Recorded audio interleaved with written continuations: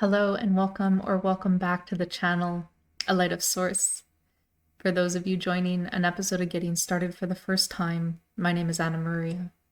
I am a Pleiadian and a light renegade, and I bring in messages by the Pleiadian High Council, often to help us navigate the day-to-day experiences and circumstances we find ourselves in.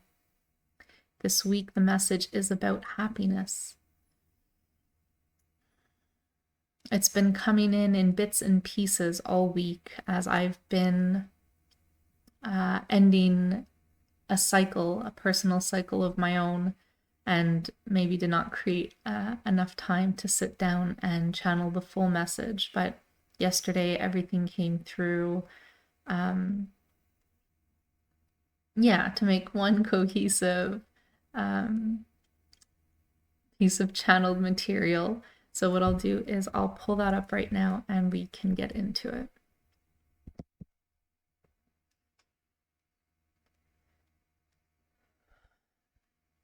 Hello, loved ones. Hello, children of the earth. Today we would like to look at the idea of happiness. What makes you happy and what specifically is showing up in your life and having the opposite effect? What is impacting your internal states of being, be they external or internal events, and what can be done when you are being negatively impacted by them? However, before we go further, we'd ask you to find something you can use to write with. Here, we will ask you to create 2 columns, one with each of the following 2 headers.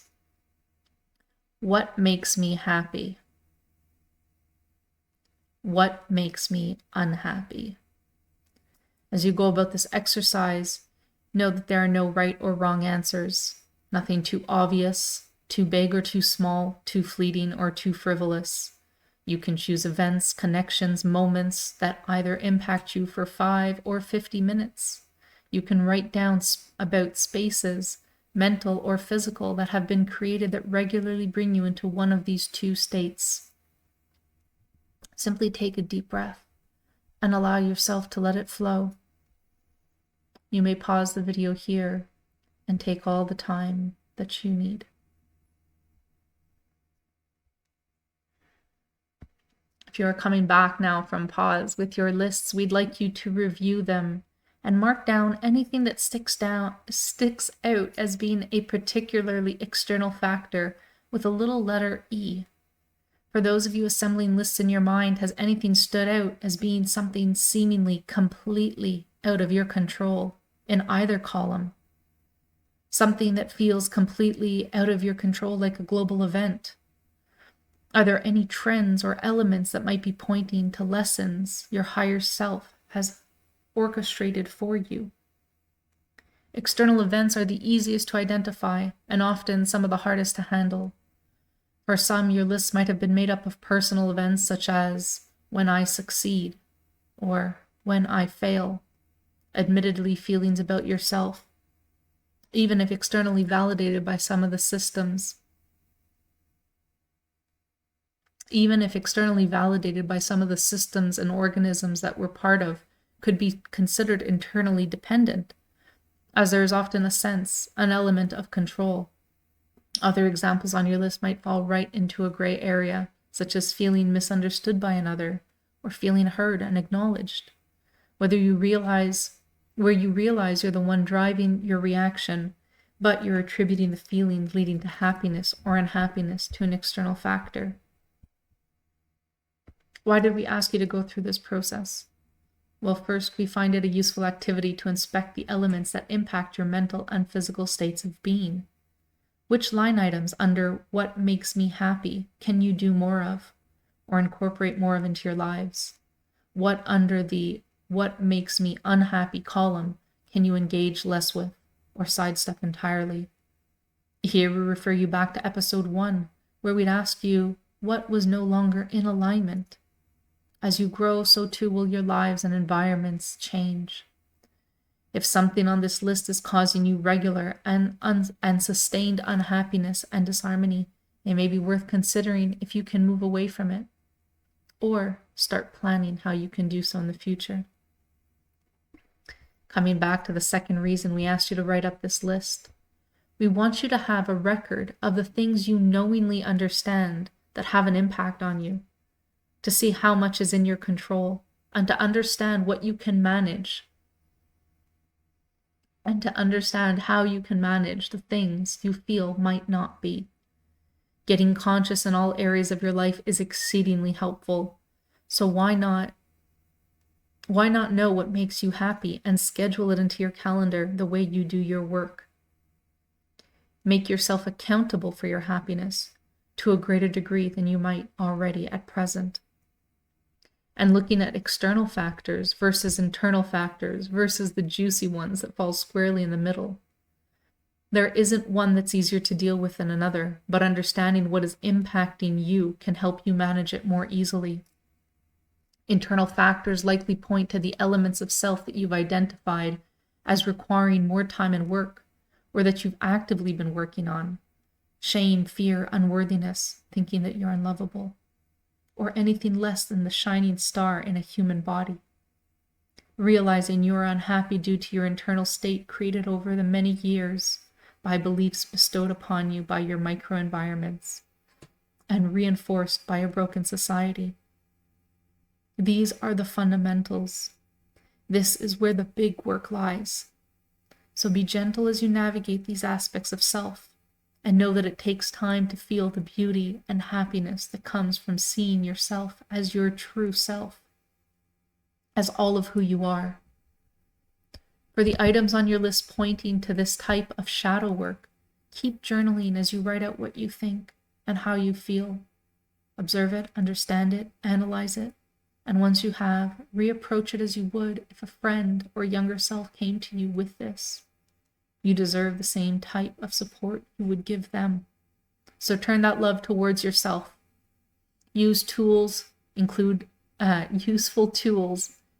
affirmations, meditations, self-healing, chakra clearing, all to rebalance and realign yourself. As for the external factors and elements that fell into the gray area, it comes back to the internal once again.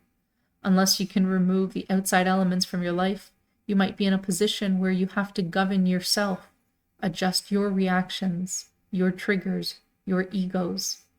Not everyone is at a point where they can or even should leave a bad relationship, job, country. The question becomes, what can be done then? Brainstorm, get creative, and don't dismiss things just because they haven't worked in the past. You are different. You've been changing every day. Can you or are you ready to do something to work on stronger boundaries or remove an external element from your surroundings? Can you start to look at your reactivity and see if you can work on the muscle of catching yourself in the moment? Use your breath to slow you down. Use a pause to pull yourself out of yourself and see things from a higher perspective. Why is this circumstance manifesting in your life? Why is the opportunity for growth being presented to you? What is the opportunity for growth that is being presented to you? How can you use this to propel yourself forward on your journey? And as they say, if at first you don't succeed, try again. An important mention here is that different approaches apply to different circumstances.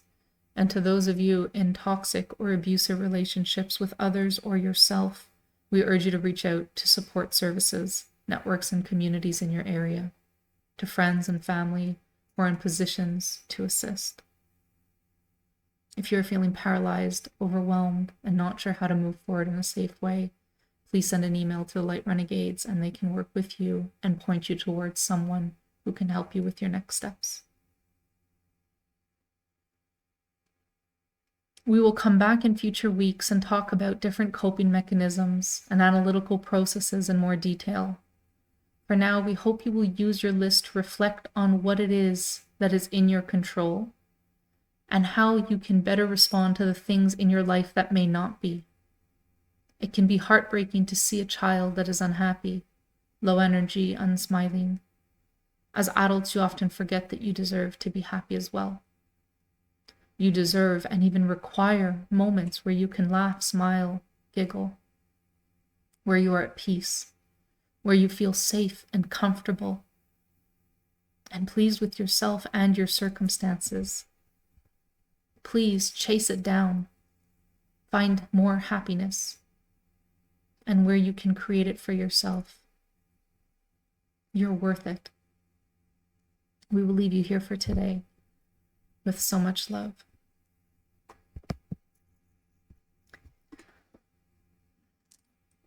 And there it is, this week's message. This one hit me,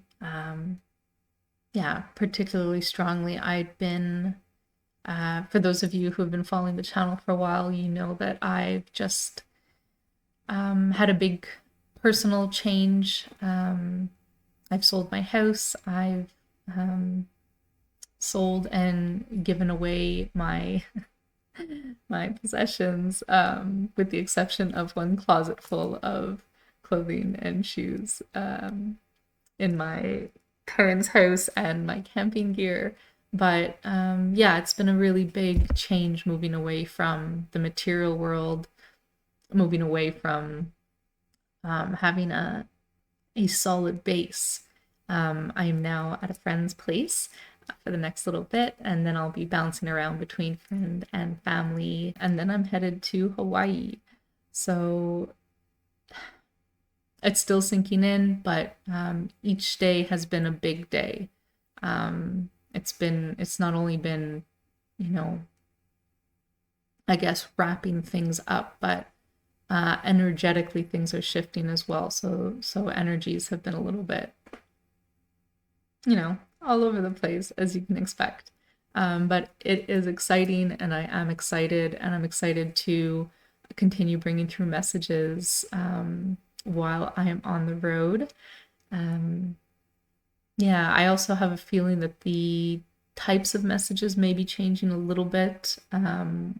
We may be bringing in more guest speakers aside from the Pleiadian High Council, so stay tuned for that. And I guess that's me for today. I hope you're all having a wonderful day, and I'm sending so much love.